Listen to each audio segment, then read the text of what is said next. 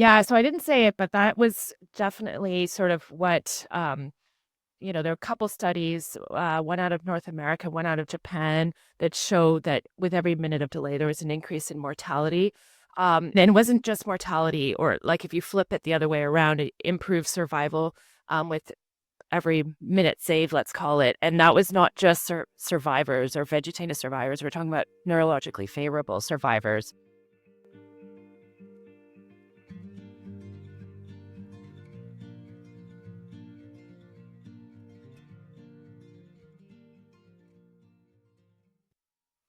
Do you mind giving a brief introduction to all your background expertise and why you're here today? Sure. So I'm a pediatric intensivist in London at the Children's Hospital, and I'm also a transport physician for Ornge. I work in the ICU, but my research passion is in pre-hospital care and cardiac arrest, and I'm involved in resuscitation science and also with um, reviewing the science and helping to write the guidelines for the Heart and Stroke Foundation of Canada and the American Heart Association. A wealth of expertise, because you do the pediatric EEL core guidelines. Yeah, those as well, actually. Yeah. Are we expecting a new edition coming soon? Yes. So ILCOR does kind of continuous evidence review, and every year publishes updated recommendations for, best evidence for resuscitation. But Heart and Stroke Foundation of Canada and AHA releases it every 5 years. So coming up in October, there'll be a big release of the updated resuscitation guidelines as they apply for North America. Looking forward to that. And it's relevant and timely because you're the lead investigator of the PRIME trial. Yeah, that's right. So we kicked off about a year ago, and about half of the services that are joining have joined. And so we're, I would say, almost a third of the way through the trial at this stage because it's a staggered entry. What's our numbers looking at right now? Because pediatric cardiac arrest isn't, the most common event, the way we've designed the trial is that we have collected data for kind of historical controls, as well as prospective controls and intervention phases. So right now we have about 150 participants, which includes some of the historical controls from the last 2 years and some newer patients over the last year. And of course, some of our services in our catchment area are doing the PRIME trial, but could you give a brief overview of what the PRIME trial encompasses? Yeah, so it's an evaluation of intramuscular, or IM, epinephrine for pediatric out-of-hospital cardiac arrest. So it's based on the premise that giving epinephrine in pediatric cardiac arrest can be life-saving, but it's challenging to do it in the conventional way, which is by an intravenous or IV line or an intraosseous line, because especially the smaller children, finding a vein can be really challenging, particularly in the setting of a cardiac arrest where children are poorly perfused. And it can take a while to do that, not to mention all of the other competing priorities in a cardiac arrest. So, the guidelines say give epinephrine as soon as possible, but the reality is it's often hard to get it in the first 5 or 10 minutes of a cardiac arrest, or at least arrival on scene of a cardiac arrest. And there is some evidence that if it's given after 15 minutes, it probably doesn't do much of anything. So the goal is really to get it in early, but we recognize that's very challenging. And not to mention, giving it by IV or IO isn't necessarily in the scope of practice of many paramedics, particularly in the more rural areas. So it's addressing the sort of challenges to timely epinephrine, but also improving access to epinephrine for children who wouldn't otherwise get it until they get to the hospital. Do we have numbers that specify, like, on average, when do paramedics give epinephrine in the pre-hospital setting? So it depends where you look. We did look at it locally, and the majority of cases, it was after 5 minutes after arrival. Many places it's after 10 minutes. So we're actually pretty good in our region, and we might even be above average. It's hard to say. We've only really, we being kind of the cardiac arrest researching community, only started looking at this a few years ago in terms of time to epinephrine. So it's hard to say, but I think, if you can get it in the first 10 minutes, you're probably, among the best services. And just from, obviously, we all know from a resuscitation standpoint, like the first 5 to 10 minutes are extremely busy. Try to do priorities, look at the rhythm and everything. So that's pretty good to get in within the first 10 minutes. But what causes you to think this is a huge gap in the pre-hospital setting, and hopefully this could rectify it? Well, I mean, the big gap that we experience, at least in Ontario, I would say, is just access to epinephrine in the pre-hospital setting. I think we kind of looked at numbers, and probably about half of cardiac arrests are happening in more rural areas where children would have access to PCPs, but not necessarily ACPs, and therefore they wouldn't get epinephrine until they arrive in hospital, which is often 15, 20, 30 minutes later, especially if the travel times are, to the hospital are greater because of where the cardiac arrest is happening. So that, I think, is one of the biggest motivators for doing this trial, is just getting access in the pre-hospital setting.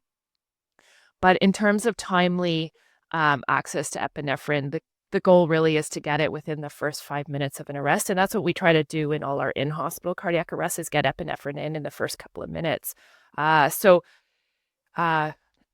this study is addressing kind of that 5 to 10 minutes lag to epinephrine, but in no way should it ever supersede high quality CPR, shocking or shockable rhythm, and ensuring good ventilation in the pediatric population.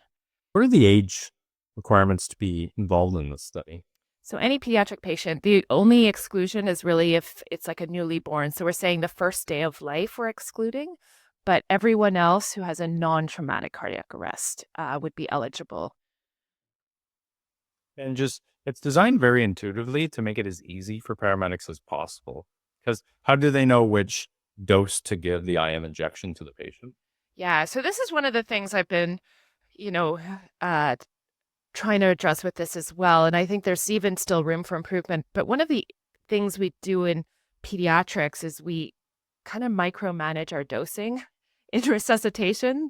And I think we can simplify that. So that is one of the things we're trying to do with the PRIME trial, where it's color coded and it's a grab and go syringe. So we have a study pediatric emergency tape, which is basically copied from the classic Brosseau tape or whatever variation your service uses, with the same weight categories as whatever length the patient measures out to be. And so there's 5 categories of weight. Color coded. So you determine what color your patient is and grab the pre-filled syringe, apply the IM needle, and it's just one for all ages, one size fits all, and then give the IM injection in the thigh. It's very easy and very simplified in comparison to like what paramedics are used to doing the 0.01 milligrams per kilogram, trying to round to near 0.05 when all these other priorities are taking place, people are talking to you. And correct me if I'm wrong, because we talked offline. Like, let's say we were off. We gave a medication error based on our medical directives. Do you think just even a 0.5 off of the correct dose, would that lead to negative consequences in this population?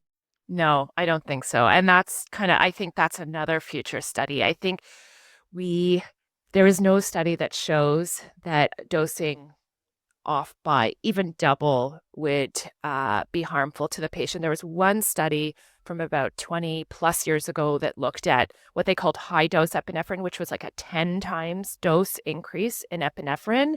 And there was actually no difference in survival or mortality, whichever way you looked at it. But there was a trend, just the slightest trend or hint of a signal towards harm with a 10 times dose.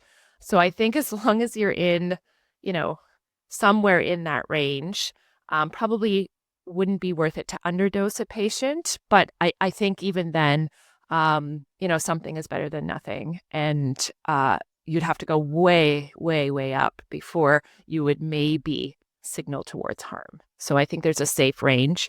And what we should be doing is actually simplifying our dosing, and you don't even do the math. But that's something to work on in the future. Just from like a human standpoint, you'd see, like, imagine you do it with this awful cold and afterwards you realize you gave a med error. And even if it's very microscopic error, they would feel terrible and they have to self-report, and that could get that secondary victim. But like you said, like in the grand scheme of things, it probably doesn't lead to any negative consequences. You'd have to give a very large dose for it to actually cause problems. Exactly. That's exactly right. So I'm loving this trial, and I'm glad the vast majority of our services are partaking in it. Like, obviously, it's a very sad kind of population pathology, but this is moving the needle to improve the pediatric outcomes in the pre-hospital setting. We hope so. I mean, it is a trial, so, the outcome could be neutral. But I think just the fact that we're talking about this, that we've got the engagement from so many services, like this is a population that people want to, do better with. We want to see better outcomes. The outcomes in pediatric cardiac arrest have not really substantially changed over time. I think we all recognize that there's probably a subset of, irreversible, like no matter what we do, we won't get them back. But I think there's probably a lot of opportunity to fine tune what we do, or even make big changes, like change the way we dose epinephrine on potentially other medications in cardiac arrest. So I think the fact that we're studying this, whatever outcome we get from this trial, I think it's just the beginning. I think we can, do a lot more to make our resuscitation less complex, for sure. I know people have voiced concerns about, like, the ion injection in a low perfusion state maybe won't get absorbed well, but we know that delayed epinephrine leads to negative consequences. And if we dose it appropriately, it's like, and we do good CPR and everything, do you think it'll be distributed well enough to lead to positive outcomes? So there are animal studies, like in pediatric models, like piglets, for example, that have looked at IM epinephrine versus IV or delayed IV, and it's been shown to be as good as delayed IV or IO. So, and that's kind of the scenario we're working with here. Do we give IM now, knowing that it's going to be another 5 to 10 minutes before we can get a working IV in, and give that? And so that's, one supportive study. Another study looked at in the equivalent of like young infants with cardiac arrest. It was also in piglets, and found epinephrine at the initiation of the arrest versus IV or IO. I think it was IV 2 minutes later in a working IV, so they didn't have to do it. It was a very controlled setting. Equivalent time to Roskin, which is where they stopped the trial, basically at Rosk. So the animal studies are promising. And then in terms of the adults, there's a large sort of before and after trial out of Utah that was published last summer, and showed that there was improved survival to hospital discharge in those who received IM epinephrine. So for that, it was also like with our trial, with the PRIME trial, higher dosing, because one of the issues, and that's probably what you were alluding to, is the bioavailability. So the thought is like not just a low perfusion state, but just simply like the trajectory to the bloodstream is potentially, slower or delayed. The equivalent potency may be in the ballpark of 1 to 10. So in that adult study, they used 5 milligrams of epinephrine through the IM route. And then in our study, we're using between 0.3 and 3 milligrams, depending on the size of the patient. But that is to address that bioavailability question. But the thigh muscle, it is a large muscle. Even with like cardiac arrest setting, there should be some perfusion. With high quality CPR, the thought is that you can achieve similar to about 30 to 40% of the cardiac output that you would have in a naturally perfusing or pumping heart. So I think, there is enough there that we think IM epinephrine should have some effect. I think that's brilliant. And just thinking back to like the provider, imagine how easy it would be to reduce that cognitive load on these calls and thinking, even if I don't get an IV or IO right away, I know I'm giving epinephrine that's going to render desired effect by just doing the intramuscular injection, because we've all been there, like trying to get access and you need to get access and you can't, and you're just playing that game in your head and it could inhibit your performance. So I really like that it's reducing this cognitive weight that you have to get it in. So honestly, I commend you for it. Like, you're doing an amazing work with the PRIME trial, and I highly suspect it'll lead to positive outcomes. I hope so. Thank you for the encouragement, though. No, it's incredible. And correct me if I'm wrong. I believe I heard you say before, like every minute delay of epinephrine administration in the pediatric population increases mortality by 9%. Yeah, so I didn't say it, but that was definitely sort of what there were a couple studies, one out of North America, one out of Japan, that showed that with every minute of delay, there was an increase in mortality. And it wasn't just mortality, or like if you flip it the other way around, it improves survival with every minute saved, let's call it. And that was not just survivors or vegetative survivors. We're talking about neurologically favorable survivors. And this was shown also in adults. Now, these are retrospective trials, and probably you have to ask, is it just getting the epinephrine in early, or is it reflective of a whole like high quality response team? And that's hard to tease out in a retrospective study, which is, part of the reason we're doing this trial. But yeah, doubters might say it's because of that, but it's been replicated now in several studies. So I think there is something there in terms of timely access to epinephrine. And, biologically, it makes sense as well. Epinephrine, what does it do? It helps with contractility, and it helps with vasoconstriction, which therefore will help with coronary perfusion and blood flow to the heart, as the key muscle in all of this. So biologically, it does make sense. So hopefully it'll work out in this trial. What is the average survival rate of the pediatric population? It depends a bit on the age. We've seen in teenagers, so it's not, it's has to do a lot with circumstances around the arrest, but like a sudden cardiac arrest from a shockable rhythm in a teenager could have a greater than 50% survivor rate.